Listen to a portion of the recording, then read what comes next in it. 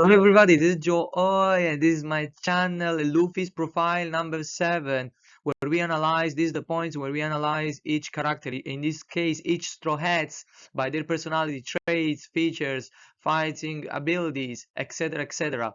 This Luffy number 7 already.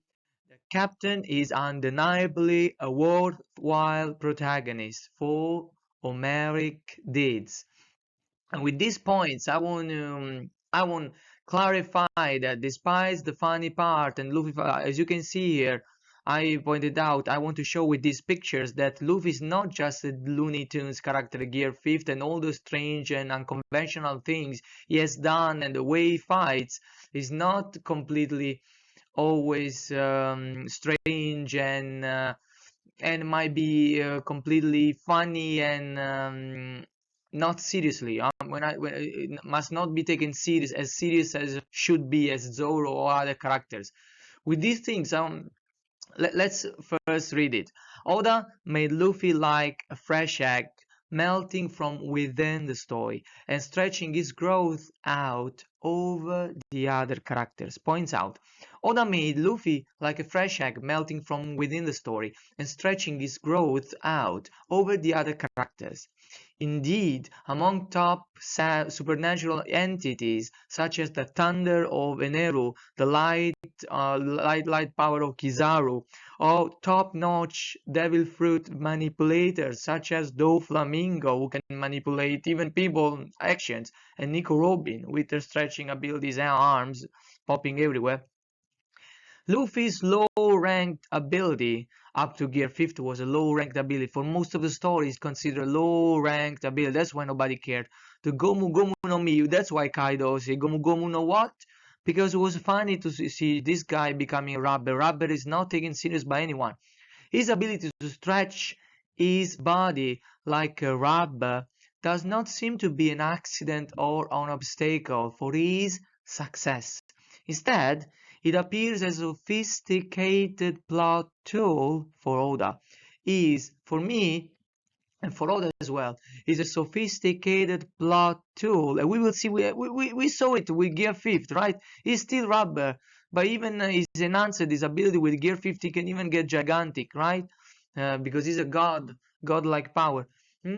That's a sophisticated tool. That's why it can still be funny as hell when he melts and when he eats up Kaido, when he get in his mouth and rebounds his eyes out.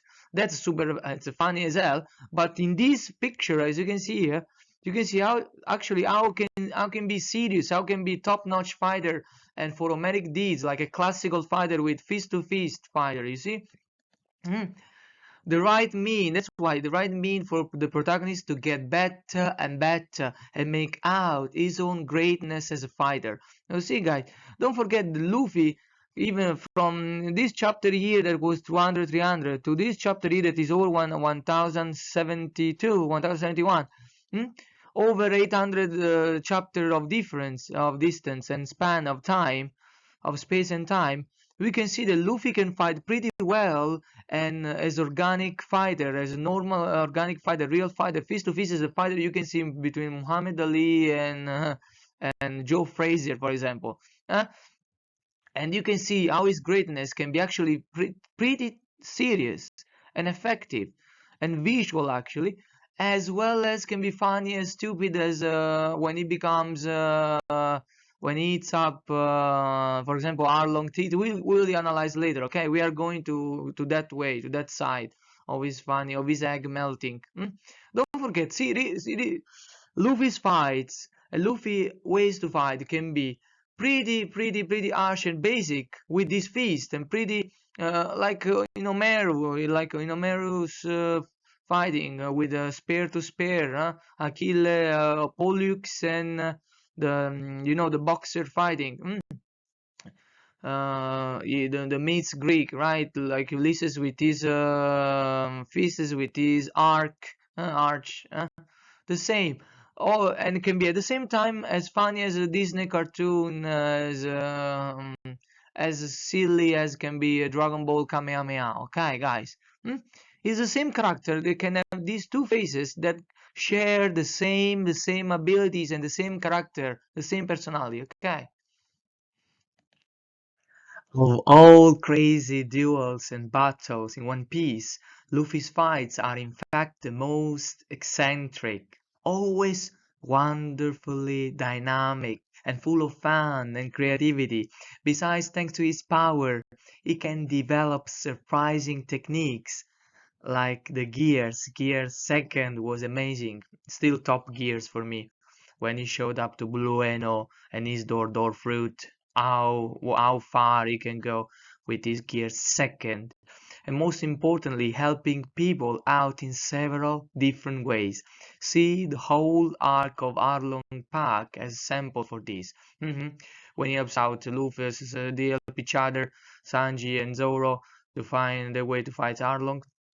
At the beginning of all, he was basically a teenager, as you can see here, driven by strong emotions, right? Like most of his first readers, like me and fans in early years 2000s.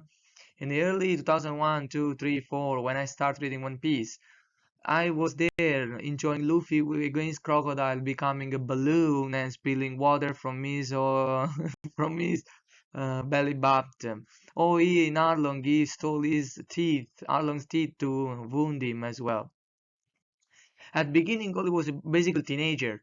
However, time after time, he has learned from a vortex of mythical experiences. I would call that mythical, like the mythical heroes, to deal with pain, death. And when I talk about mythical heroes, sorry, I have to say, when I look for mythical hero on Google, I find Gandalf from Lord of the Rings. No, guys, Lord of the Rings sucks. I'm sorry, I'm not a big fan of novels like that. Harry Potter is a mythical hero. Guys, when I talk about mythical heroes, about Achilles, Homerus, Odysseus, mm, uh, Lancelot of the British, of the North European tradition. These are Lancelot, Tancredis of the Italian tradition. These are heroes, okay? The Greek heroes, that's are the real heroes, guys. Melas, Meladonto, Orion, the constellation of Orion. These are heroes, guys. Not Harry Potter, please. Time after time, I was saying, sorry to interrupt this and make this bogus. He has learned from a vortex of mythical experiences to deal with pain, death, and human vulnerability, yet still striving to keep his back upright in all weathers. Furthermore, as the story goes on, example given Dressrosa, Fishman Island, Whole Cake Island. Oh, I misspelled this Rosa. He becomes a better example of high morality standards, guys. Luffy, the more we go on, the more he becomes an example of high morality standards. Look for it. This is one of the lessons of One Piece. Even though he acts often illogically, when it comes to friends, innocence, and their wishes and issues, he shows all his generosity, care, and compassion for. A lot of compassion. About this, we could say that the more his responsibilities get bigger as captain and privileged One Piece VIP, very important person, best friend connected somehow to big names and events happening in the world, the more Luffy learns and matures. And you can see all through these new arcs and the new work. You can see against Crocodile how he got all the responsibility with Alabasta future on his shoulders. Again, in Fishman Island here, I show you one by one how it was important that he destroyed the Noahs against all the wills and the wishes of the island. How he did everything he could until to faint and lose his blood for to save the Fishman Island and his inhabitants. That's why Jinbei repaid his debt and gave him his blood, transfused his blood to Luffy. And here again against the Flamingo, how he got big responsibilities towards all the population of Dressrosa, towards the gladiators, towards Law, guys, Trafalgar Law. Look, he's on the ground here. How without Luffy would be dead by now. And again against Katakuri. Remember in whole Keikana was a big escape from Big Mom. How dangerous were Luffy action? How dangerous was the territory of Big Mama? And how frightful was Katakuri to Luffy and to everybody else?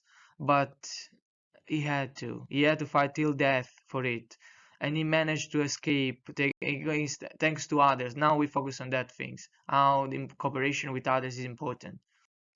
In this regard, for example, his stubborn attitude to always fight all alone and beat up the big bosses on his own got a big slap in Sabaody arc. And you remember when all his crews got completely erased and disappeared because of Bartholomew Kuma, who actually saved them from the Marines and from Kizaru's terrifying power, when he lost easily to one of the Navy robots.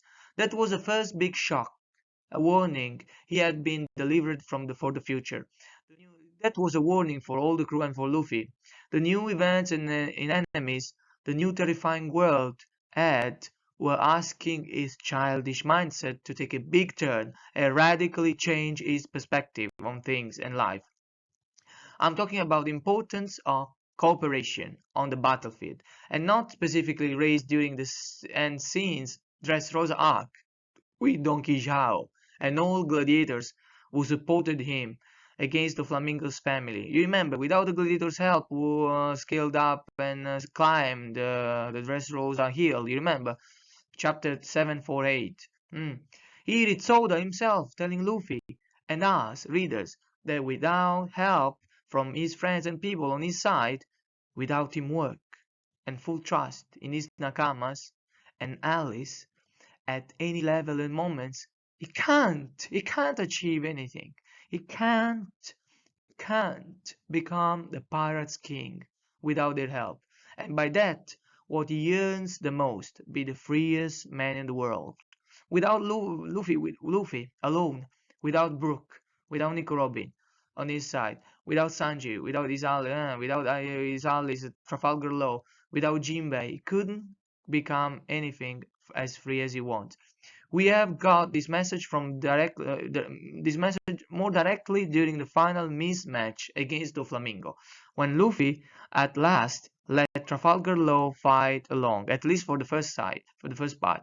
It was the first time, in fact, that Oda had his protagonist receive first aid against a foe. However, his natural arrogance in battle is king's ambition, as we will call it with haki terminology, right? The ambition of the king, what becomes so important so far in the story, remained firmly there after all, and it became a one-on-one in the end.